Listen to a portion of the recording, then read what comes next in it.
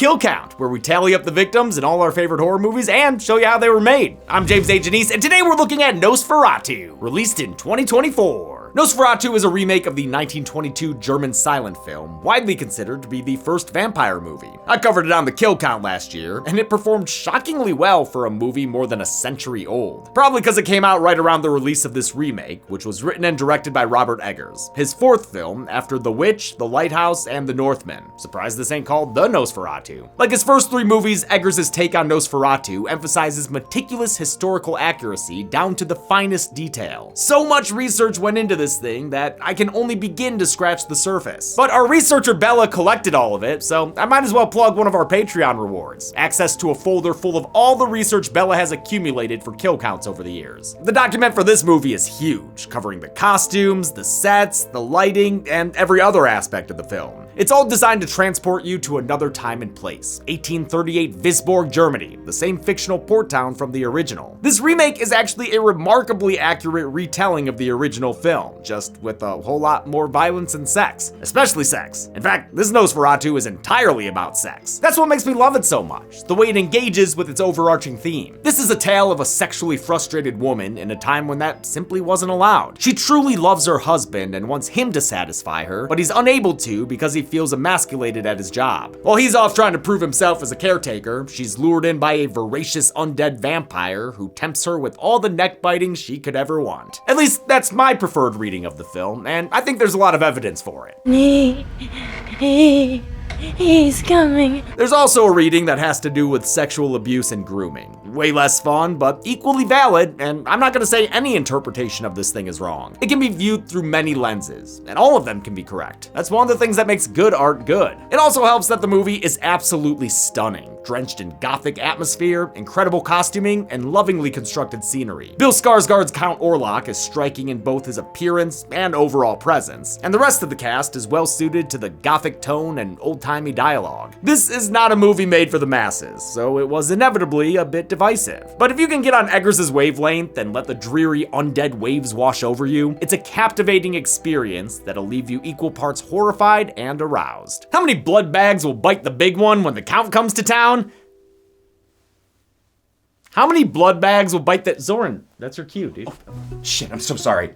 Turns out my brother is actually really sick, so I'm sorry. Yeah, it's okay. I'm just trying to figure out a time to take him to the sea to make him well. Like to a doctor by the ocean? No, to the sea to make him well. Right. I think you need more than the sea to make someone well. I think you need a medically trained professional doctor. And you can find one with the help of today's sponsor, ZocDoc. ZocDoc is a free app and website where you can search and compare high-quality in-network doctors and check to instantly book an appointment. No. The sea, that's what works. See, I read it in this book. Okay, well, one, that is a fictional book. And two, how far into that book are you? Like halfway. Okay, well, go ahead and go finish it and then get back to me. All right? All right.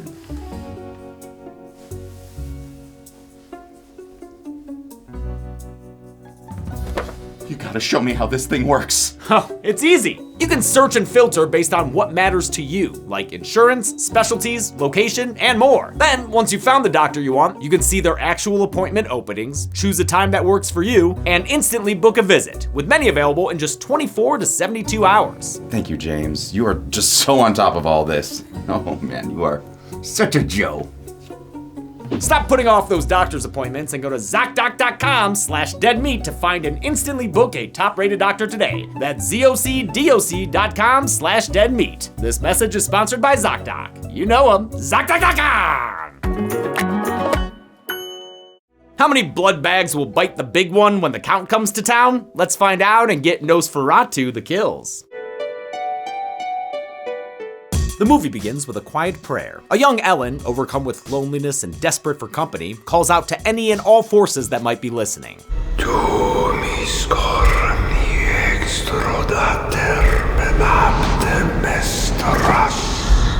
A deep voice answers her in Dacian, a dead language resurrected by this undead presence. He tells her that she doesn't belong to the world of the living before appearing as a silhouette that floats her into the air. He wants her. She wants him, maybe. Nosferatu. She's levitating. He floats her ass outside while saying she'll be with him ever eternally. It causes her to moan orgasmically.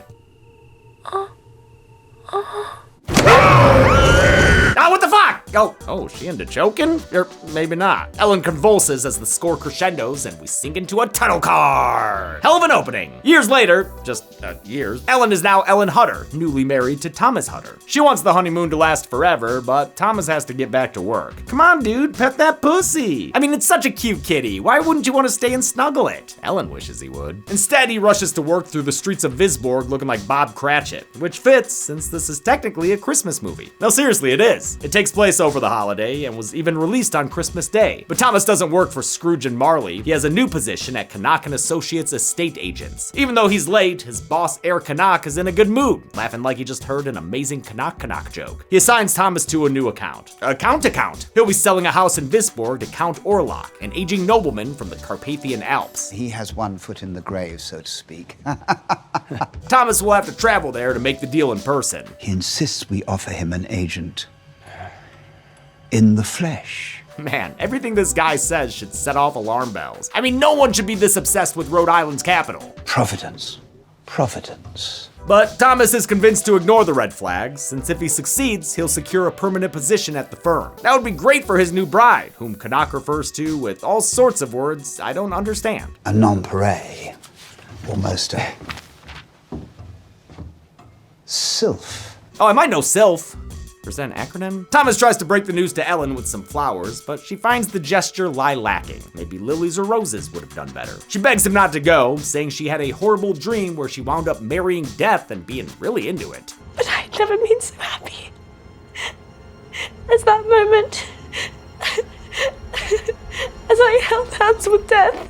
Ah, Ellen, you would have loved My Chemical Romance. Instead of hearing her out, Thomas tells her to ignore her dreams and never speak of them again. There, all better now. The two of them go to the home of their kick-ass friend Friedrich Harding, who lives with his wife Anna and their 2 daughters, with another kid on the way. Dude's horny as hell for his wife. I cannot resist her.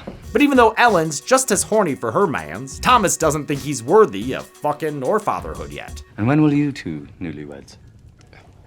I am no longer a pauper. No wonder he's so driven to do this deal for Canuck, who spends the night acting even more outwardly evil than he was at work. Pretty accurate adaptation of the original though. Canuck was always clearly crazy. But this time he's naked too, doing a weird little guy ritual with a bunch of candles. Careful around all those flames, dude, or else you're gonna light the wrong wick. In the morning, Ellen pushes through and plays the part of a proud spouse. She apologizes for her flights of fancy and sends T-Man off with a locket containing some of her hair. He takes that reminder of her beauty as he travels through beautiful scenery. These absolutely gorgeous shots come courtesy of cinematographer Jaron Blatchke, who's been the DP for all of Eggers' films. He spent a lot of time getting the lighting they wanted, sometimes doing complicated calculations to figure out the best way to simulate sunlight for daylight scenes. Other shots were lit using only real candlelight, Barry Lyndon style. Blatchke also worked with the set design, using moving walls and careful choreography to get some really cool active shots. Thomas rides to an inn where a bunch of Romani people are having a blast. That one dude's giving him a full Rodale Dorado treatment. And then there's this jolly motherfucker.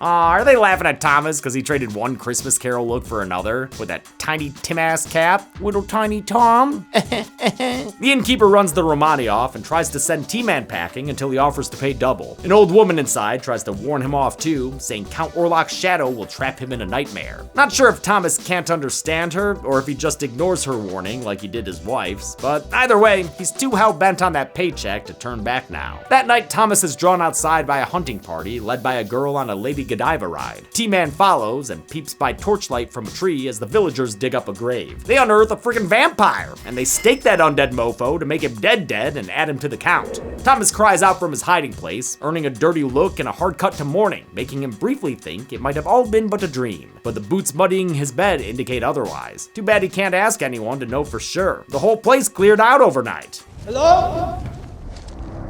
My horse! And his horse gone too! He hoofs it towards the castle on foot, which takes him all day and into a snowy night. Eggers refused to use CG for the snowy scenes. He argued that if they could make it snow in films from the 1940s, like Queen of Spades, they should be able to do it practically now as well. The method used back then involved potato flakes that aren't made anymore, so they wound up tracking down all the remaining supply in Europe to make this film. Thomas is approached by a black carriage whose black stallions nearly add him to the count. But don't worry, dude, they're just here to offer you a ride. Must be one of them way limo carriages, the automatic doors and no driver. It's a great spooky sequence, although part of me does miss Orlock driving it himself and just pretending he was a different guy. The unearthly Uber takes Thomas to Castle Orlock while wolves snarl after them all the merry long way. At the castle, T-Man finds a cranky count waiting for him. You are late. The midnight hour has passed.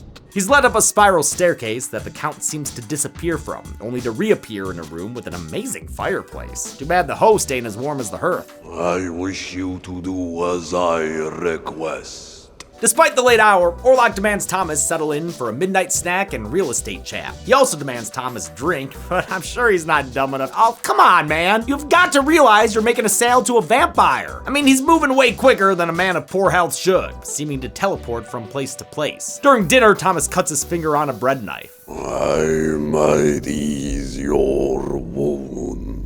No, that's okay. Wait, did he say ease or eat? Not sure what was in the drink Orlock gave him, but Thomas starts seeing statues move like that weird dream sequence in Terrifier 3. Orlock stares him down too. One look and he can't disguise, he's got hungry eyes. This version of Count Orlock is a completely original design, from his physical appearance to his wardrobe. The clothes were provided by costume designer Linda Muir, another Eggers mainstay who's worked on all 3 of his previous films. She dressed Orlock in the garb of a Transylvanian nobleman from the 16th century. He's got a grand cloak to hide his decaying body, horseshoe-heeled shoes you can hear as he walks up the stairs, and a big old furry hat called the Kolpak. She referenced paintings, illustrations, and garments from museums to craft the perfect Count Couture, all of which helped Bill Skarsgård get into character. This works, the coat looks good in this. Yeah. Just as much attention was given to the rest of the cast's costumes, with an emphasis on historical accuracy as well as the characters' lifestyles. For example, Friedrich and Anna are wealthy, so they dress more elaborately and have more costume changes than the comparably poor Hutters. Back in Visborg, Ellen and Anna are at the beach. They're at the graveyard? They're at the combination beach and graveyard, sure. Ellen confesses to feeling like she isn't a real person, but a puppet at the whim of some greater force. She says her heart is lost without Thomas, and then we get a borderline comedic cut to Thomas lying face down on the floor. He wakes up to an empty castle that's honestly pretty busted ass in the light of day. He checks out his reflection and sees a puncture wound right on the titty. In spite of the bite, and everything else about this place, Thomas sticks around well into the night to finish making the sale. Anything to make that sale. After last night's job interview with the vampire, Orlock's drawn up a contract in a dead language. Thomas hesitates to accept the terms and conditions, but a bag of gold coins gets him scrolling for the accept button. As he signs who knows what away, Orlock checks out his locket. He's smelling Ellen all over it, and she smells good. Thomas finishes the paperwork and is ready to finally ditch the creepy castle because he ain't feeling too hot. But Nosferatu refuses to let him travel in poor health. He leaves Thomas alone in the dark, without even Ellen's token for comfort. You have my locket!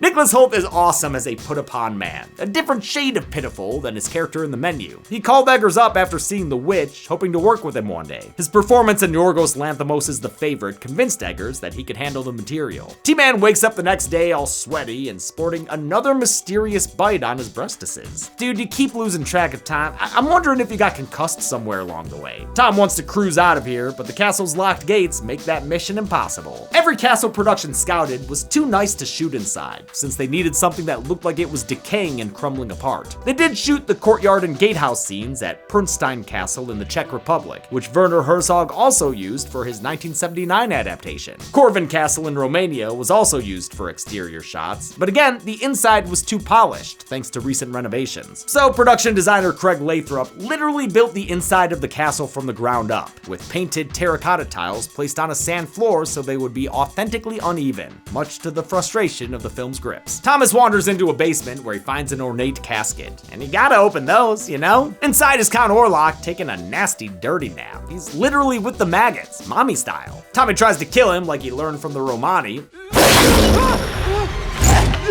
but gets scared away by Orlock's overwhelming manhood instead. I'm sorry, man, but the cucking theme is evident as hell here, as Orlock psychically hits on Ellen from afar.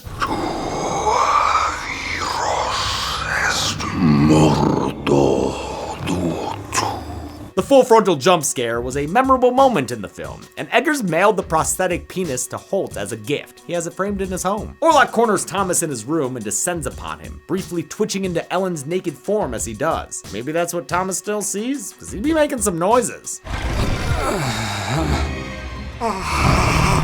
This whole situation is downright Frankfurtian, honestly. Oh, Orlock, he wouldn't have. He'd never.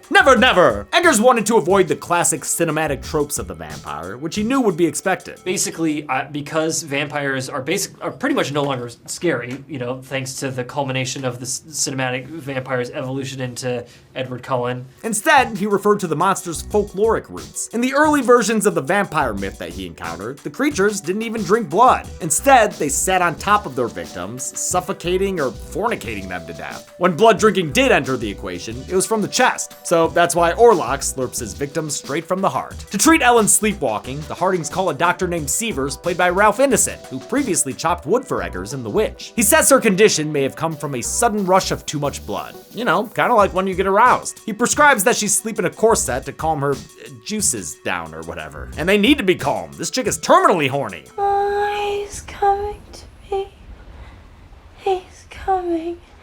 I'll increase the ether. Yeah, for now he'll just drug her, because ain't no one in this time period able to handle a woman this sexually in need. While his wife's getting the best medicine the 19th century has to offer, Thomas is chased by hellhounds straight out of a castle window and into a river. Horrible dive there, dude. From afar, Ellen can tell something's wrong and blames it on Canuck for sending Thomas in the first place. I never liked that man. Yeah, as well you shouldn't have. Neither should have Thomas, or literally anyone with eyes. The guy was clearly an evil little gremlin. Friedrich basically tells Ellen to stop being hysterical, and you know what? Just sit by the ocean about it. Ocean fixes everything. Ocean gets him horny. Friedrich in public. Cannot resist you, my love. Oh, poor Ellen's probably real jealous of Anna. In fact, she gets so upset, she has a shaky shoregasm of her own. Shit, no, that's just a seizure. And the doctor can't come with a corset to help because he's got a new patient who was just brought in. It's Canuck, showing off his creepy crawly collection and petting a pigeon before going full Ozzy on it. Now, my good fellow, why would you do that? He says it's because his master is coming to town, and it's gonna be a real dead man's party when he does. He shall reign over all of your empty corpses.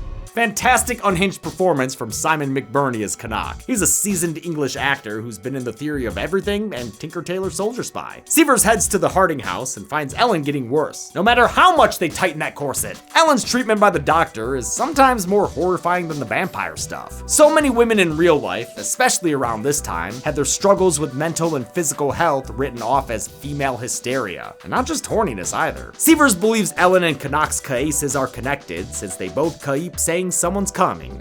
One of them less moany than the other. He suggests they reach out to a Swiss professor named von Franz, a scientist turned occultist who was laughed out of his profession by his skeptical peers. Friedrich is also skeptical, so much so that he forgets he's a human being. I'm a ship man. Oh, really? Then where are your sails? Oh, right there, I guess. No, that must be the Impusa, the Nosferatu equivalent to the Demeter from the original Dracula novel. Remember, they renamed everything to try to make Nosferatu legally distinct?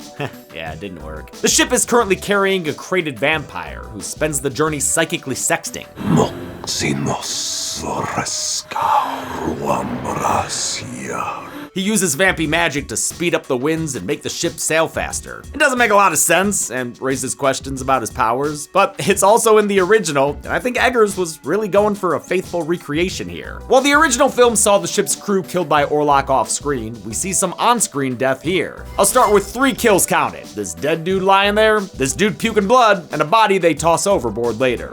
One sailor blames their cursed cargo and heads below deck to put a stop to it. He opens the crate, and that's mice. Wait, that's not mice. It's rats that distract him just long enough to get bit by Orlock. Also, just to note, these 4 are the only sailor deaths I'll be counting. They never explicitly say the entire crew dies in this movie, so I won't count all the other guys we saw. Maybe there was a lifeboat, you don't know! Thomas finally washes ashore, where he's found by a stick-collecting Romanian nun. She takes him back to her convent so the nuns can cleanse him of Orlock's influence, and he can show off that striation in his delts. Nice, dude! The nuns explain the Count is centuries old and made a deal with the devil to preserve his soul and let his corpse walk again. They tell him to stay there where the vampire can't enter, but Thomas shirks the shield of holiness so he can get back to Ellen. Severs and Harding go to see von Franz, and hell yeah, it's Willem Dafoe! Great way to inject extra energy into the second hour of this thing, with his little fez hat and opium hookah. He greets Severs warmly and surmises their paranormal predicament. He heads to the Harding home, where he doesn't like their approach so far. On Untie this child at once! He and Ellen hit it off since they're both cat people, and because he, treats her like a person. I love how both this and Poor Things have Dafoe as an old guy who could have been creepy towards a troubled young woman, but instead he genuinely cares about and respects them. Ellen tells him she's always suffered from sleepwalking and psychic premonitions. She could even tell when her mother was going to die. As she got older, they got worse and more frightening to her father, who I'm pretty sure found her masturbating. Papa found me once laying unclothed. I was. My body. My flesh. Sin, he said. Things got worse when she wished for companionship, which we already know from that opening scene, where we saw her shaking and shit. When she married Thomas, the dream stopped and she started to feel normal. Or maybe she was just lying to herself and suppressing her needs, and that's why her symptoms have been getting worse lately. She thinks it's gotten bad because Thomas is gone, but deep down worries that it might be something wrong with her. My dreams grow darker. Does evil come from within us or from beyond? To find out, Von Franz waits for her to fall into a trance state, then stabs her through the arm with a needle. What the fuck, dude? Okay, we get it. She's having an out-of-body experience. Still probably gonna feel that in the morning, though. Ellen starts talking about darkness and death before repeating the same stuff Canuck said. He's coming. Sounds like she is, too. She does a full Reagan backbend as her voice sounds more and more possessed. Everyone will cry. There will be none to bury the dead. Ellen is played by Lily Rose Depp, whom the casting director was skeptical of, especially for the lead role. Eggers believed in her, though, and prepped her for an audition that wound up winning over any doubters. All that was supposed to be sacred. You never listened! Her look and vocal performance fit the gothic theme so well, to say nothing of the incredible physical performance she gives while possessed. It was really cool to push my limits like that and see how far I could go. Depp worked extensively with a choreographer to learn the Japanese dance discipline of Budo. It translates to Dance of Utter Darkness and is about emptying yourself to allow something else in and move you, something like a vampire. Von Franz tells the other men that Ellen is possessed by a demon, and he's not being metaphorical. No!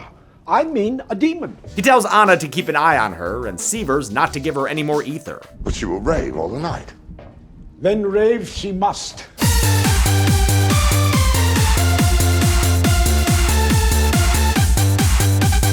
In his cell, a restrained Connacht calls out for help, looking like a rabid dog and biting like one too when a guard comes to check in on him.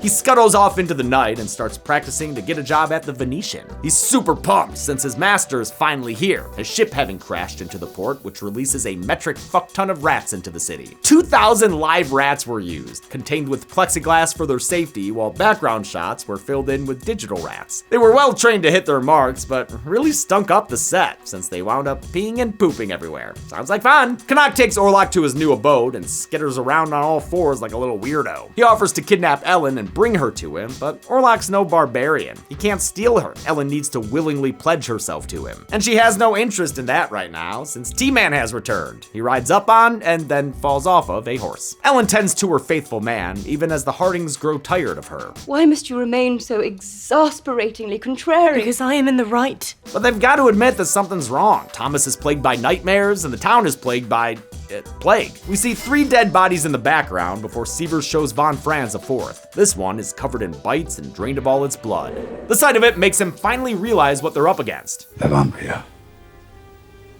Nosferatu. And he ain't got time for Friedrich's skepticism. I have seen things in this world that would have made Isaac Newton crawl back into his mother's womb. Man, Willem Dafoe makes this dialogue his bitch. Having already worked with Eggers in The Lighthouse and The Northman, the beloved actor was eager to keep the streak going. I adore Rob Eggers.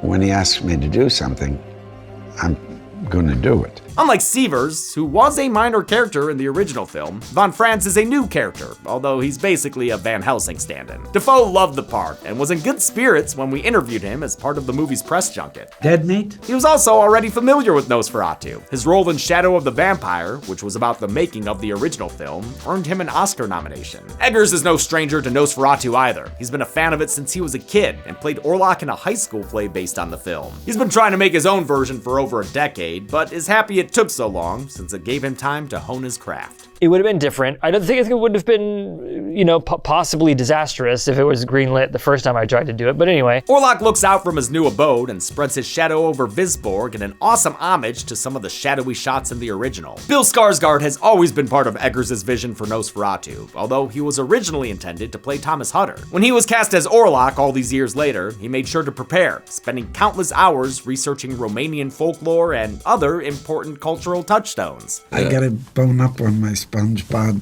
I studied that for hours. He worked with an Icelandic opera singer to develop Orlock's deep, resonant voice, and would practice Mongolian throat singing in between takes to keep it warm. We're checking and we're shooting next time, please. It kind of just comes out of me like a deep, guttural burp. He'd also warm his voice up during his hours in the makeup chair. Orlock's new design was a huge part of the film, though they kept it secret during marketing and never showed it in any trailers. Eggers wanted him to look like a Transylvanian nobleman actually would, which is why he's got that mustache, which was deemed essential, and faithful to the OG source material. Dracula has a mustache in Bram Stoker's original novel. Count Dracula.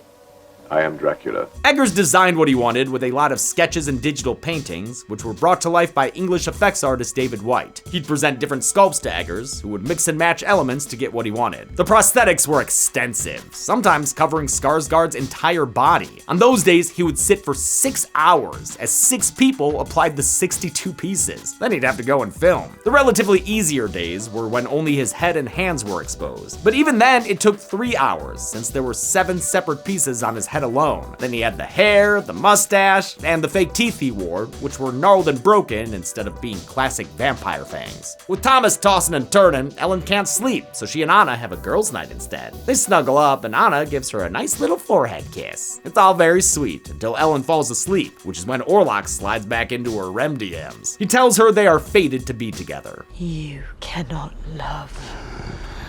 I cannot. Yet I cannot be sated without you.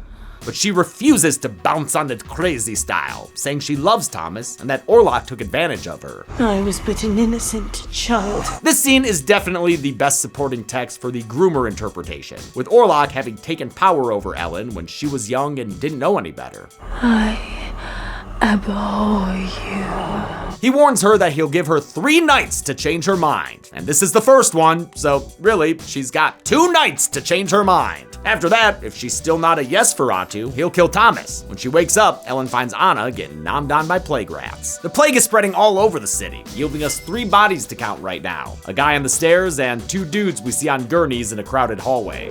Friedrich blames Anna's worsening health on Ellen and her hysterical ways, but she refuses to accept his condescension anymore. Know your place, madam. I will not stand by and pretend at your superiority. I refuse Why to can you not hear exchange me? reproaches with you. Listen to me. He kicks the Hutters out of his house, so they're forced to walk past 8 bodies in the streets on the way home. At least, I think 8 bodies. Kinda hard to tell the difference between background bodies and background horseshit sometimes. Just like with Orlock's castle, production couldn't find any real streets that had the authentic period look they wanted. Once again, production designer Craig Lathrop got to work. He and his team built all of Visborg themselves. It was a massive undertaking and a big deal for Eggers and Lathrop, who, like most of the department heads, has been with the director since the beginning and worked on all 3 of his previous films. We built this tiny farm for the witch, which at the time felt like such an achievement, and here we built 5 city blocks.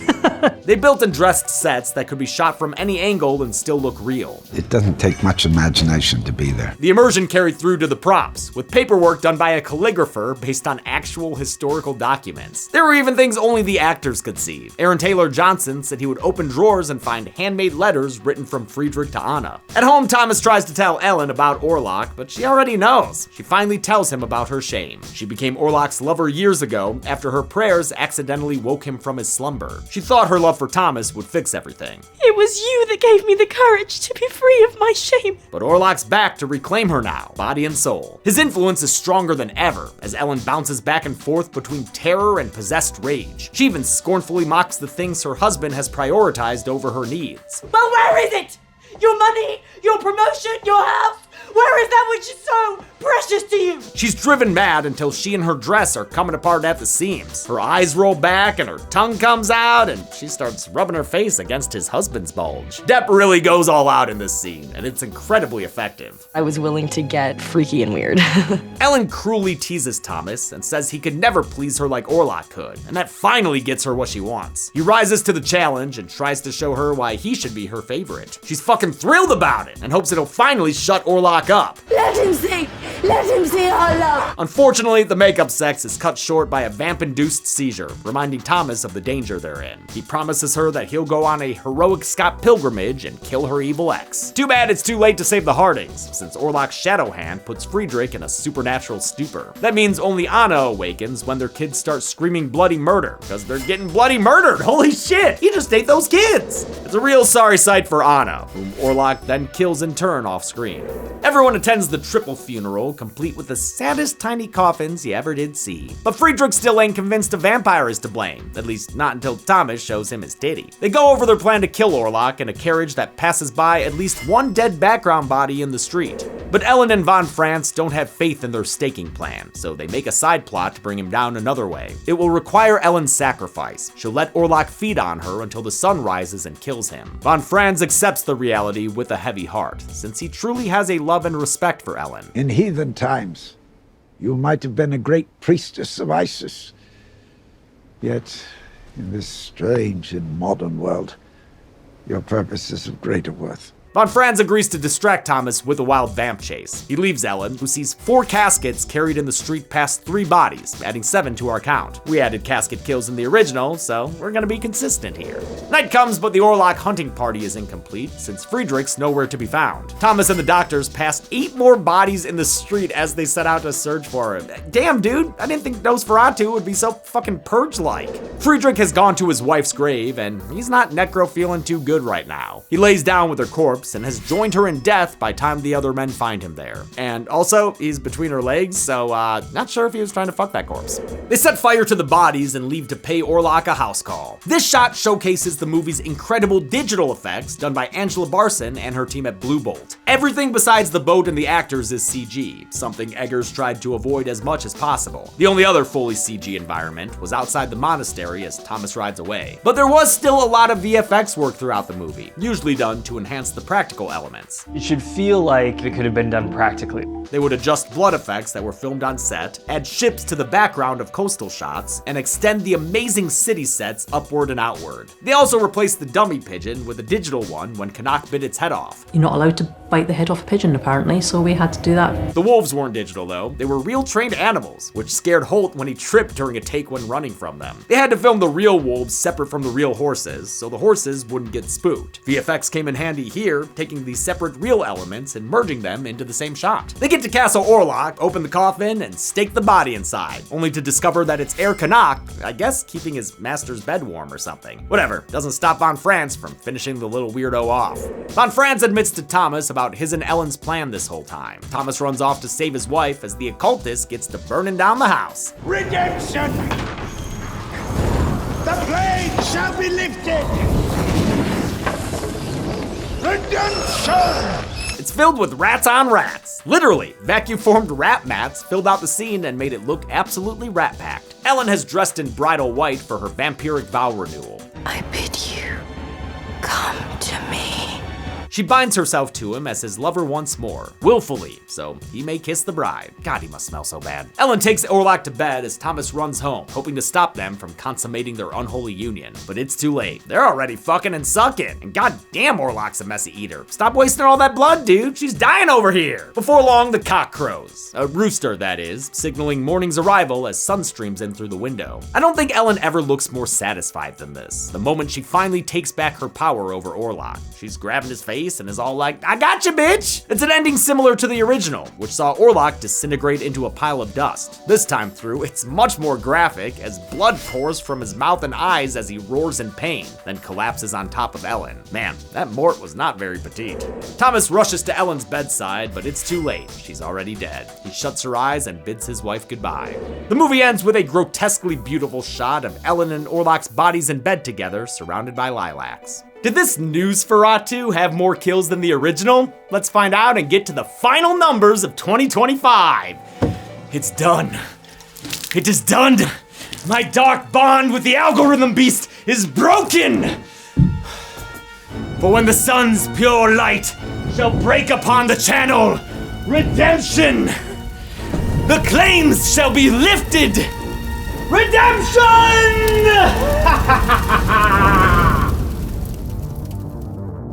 We counted 44 kills in Nosferatu, with the victims consisting of 18 men, 6 women or girls, and 20 unknown, giving us this plague-ridden pie chart. Don't eat it. That's 27 more than the original film, which didn't have plague victims all over the place. With a runtime of 132 minutes, we had a kill on average every 3 minutes even. Wow. I'll give the golden chainsaw for coolest kill to Count Orlock. They spent a lot of time trying to determine the right amount of blood coming out of his face, and I think they nailed it. It looks disgusting and horrific. Dull Machete for lamest kill could go to all those plague bodies, but I'll actually give it to Anna, a prominent character consigned to an off-screen death. And that's it. Nosferatu was released in 2024, reintroducing Count Orlock into popular culture. It's a great movie and a great choice for our final episode of 2025. So until next year, I'm James A. Janice. This has been the Kill Count. Thanks a lot for watching this kill count for Nosferatu. Yes, this is our final kill count of the year. I'm sorry, I wanted to fit one more in, but it just wasn't in the cards. I know there was a lot of rescheduling and delays this year. Part of that was due to the length of the episodes. If you'll notice, a lot of episodes this year were in the 35 to 40, 45 minute range. That's basically doing 2 kill counts, but at once, and it's a lot of stress on the editors and just our whole workflow. So that slowed things down, and then just a lot more copyright claims, dude. And further age restrictions that we then have to, go back and blur more stuff, re-export, re-upload. And when the episodes are longer, that all takes longer. So just a lot of delays, and I'm sorry, I really wish that we could have been more consistent, but I think that the episodes we made were really good. And as for next year, there won't be any kill counts in January, and then we'll see what we're doing for the rest of the year. But in April, it'll be 9 years, meaning we will begin our 10th year of kill counts. And I'm hoping that we can do something special for that 10th year. I mean, we owe it to you, the fans, and to our patrons like Yoreed07, Theodore Brown, Travis Fisher, Christian Ingram, Brian Castillo, Isaiah Sebring, Gabe the Babe, and Tristan Mills. Thanks, everyone. Be good people.